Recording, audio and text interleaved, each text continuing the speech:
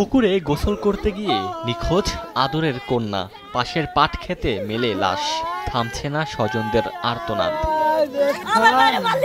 স্বজনরা জানান, ফরিদপুরের ভাঙ্গায় হোগলাডাঙ্গে সদরদি গ্রামের কিশোরী রেখা আক্তার শুক্রবার দুপুরে গোসল করতে যায় পুকুরে।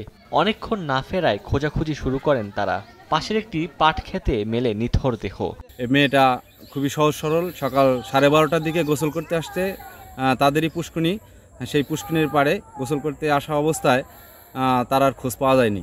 এই মেয়েটারে দর্শন করে এবং গলায় ফাঁস দিয়ে তাকে মাইরে রেখে গেছে এখানে দুর্বৃত্তরা।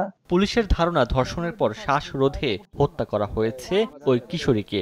জড়িতদের দ্রুত গ্রেফতারে অভিযান চলছে বলে জানিয়েছে পুলিশ। তাকে খুব সম্ভবত ধর্ষণের পর হত্যা করা হয়েছে বলে আমরা এখন পর্যন্ত প্রাথমিকভাবে ধারণা করছি। পুলিশ লাশ উদ্ধার করে ময়নাতদন্তের জন্য ফরিদপুর বঙ্গবন্ধু শেখ মুজিব মেডিকেল কলেজ হাসপাতালের মর্গে পাঠায়। সময় সংবাদ, ফরিদপুর।